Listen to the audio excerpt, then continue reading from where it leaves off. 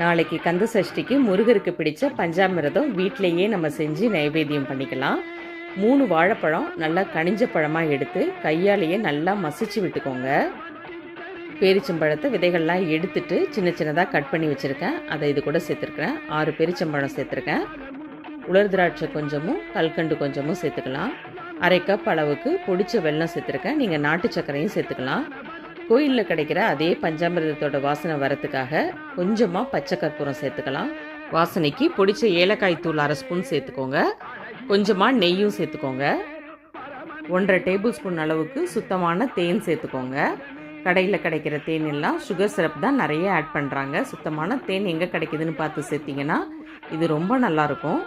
எல்லாத்தையும் நல்லா மிக்ஸ் பண்ணும்போதே கோயிலில் கிடைக்கிற பஞ்சாமிர்தத்தோட வாசனையை ஃபீல் பண்ண முடியும். நாளைக்கு கண்டிப்பாக சஷ்டிக்கு இந்த பஞ்சாமிர்தத்தை செஞ்சு வச்சு படைங்க. எல்லாருக்கும் முருகரோட அருள் பரிபூரணமாக கிடைக்கட்டும்.